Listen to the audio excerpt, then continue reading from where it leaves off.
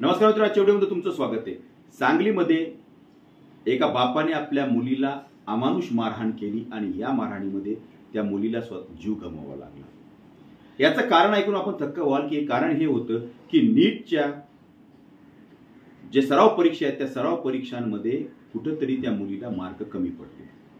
हे कारण डोक्यात ठेवून, हा राग डोक्यात ठेवून त्या बापाने त्या मुलीला मारहाण करायला चालू केली आणि यामुळे अनेक प्रश्न तयार झाले।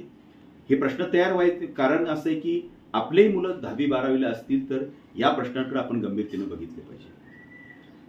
आज या धकाधकीच्या जीवनामध्ये कॉम्पिटिशन या नावाखाली पालकांनी अक्षरशः सगळीकडे उच्छाद मांडलेला आहे। आपल्या स्वप्नांची ओझ ही आपल्या लेकरांच्या खांद्यावर द्यायची। तो मुलगा हुशार असेल किंवा नसेल, पण तू डॉक्टर झालं पाहिजे, तू इंजिनियर झालं पाहिजे, अशा पद्धतीची जी अपेक्षा आहे त्या मुलांकडून केली जाते आणि त्यासाठी त्या मुलांवर एक अपेक्षेचं ओझं जे ते ठेवण्यात येतं। आणि मग यामधनं आपण विचार करत नाही, आपल्याला हे बघावं लागणार आहे की नेमकं या संपूर्ण भारतामध्ये मेडिकलच्या किती सीट्स आहेत ते आपण पाहूया। संपूर्ण भारतामध्ये एमबीबीएसच्या 1,18,190 जागा आहेत, तर आयुर्वेदिक BMSच्या जागा या 52,729, BDSच्या जागा 27,618 आणि युनानी BUMSच्या जागा आहेत ते 3,304 एवढ्या जागा उपलब्ध आहेत। पाहिल्यात मित्रांनो, एवढ्या कमी सीट्स आहेत आणि परीक्षा देणाऱ्यांची संख्या ही लाखामध्ये। फक्त डॉक्टर आणि इंजिनियर हे दोनच पर्याय सध्या उपलब्ध आहेत काय? त्याचं उत्तर नाही। अनेक अशा संधी सध्या भारतामध्ये की ज्या संधीचं सोनं करून आपण आपल्या आयुष्यामध्ये यशाचे शिखर गाठू शकतो, पण पालकांचं ओझं आहे ते येऊन जाऊन अडकून पडतं ते या दोन गोष्टींवर। मी ज्या शहरात राहतो त्या शहरांमध्ये अक्षरशः शिक्षणाचा बाजार मांडलेला आहे या लोकांनी। नांदेडमध्ये मी राहतो आणि नांदेडमध्ये अशी काही ठिकाण आहेत की ज्या ठिकाणावर जेव्हा क्लासेस सुटतात तुम्हाला कमीत कमी 1.5 घंटा तुम्हाला त्या रोडनं पायी जाता येत नाही, मोटरसायकलवर जाता येत नाही, इतक्या प्रचंड प्रमाणात गर्दी आहे। खरोखरच एवढे मुलं MBBS लागणार आहेत का हो?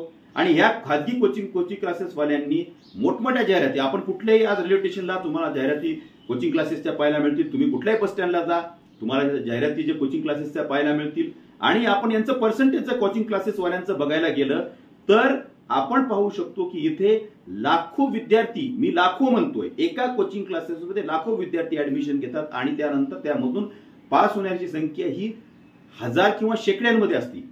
गणिती भाषेत सांगायचं तर 0.000% मध्ये मुलं जे ते नीट परीक्षेत पास होतात, जेई परीक्षेमध्ये पास होतात, पण पालक मात्र भरमसाठ फीस घेऊन मुलांना तिथे पाठवतात। आज जे काही सांगलीमध्ये घडलं ते आपल्या घरात घडू शकतं। कारण असं आहे, तर आपण मानसशास्त्र दृष्टिकोनातून जर बघायला गेलो, लेकरांच्या बुद्धिमत्तेच्या माध्यमातून बघायला गेलो तर असं म्हटलं जातं की फक्त 10 ते 12% मुलं हे वर्गामध्ये खूप हुशार असतात, उरलेले 30 ते 40% मुलं हे ऍव्हरेज असतात आणि त्यामध्ये 20 ते 25% मुलं हे अभ्यासामध्ये अगदी ढ असतात।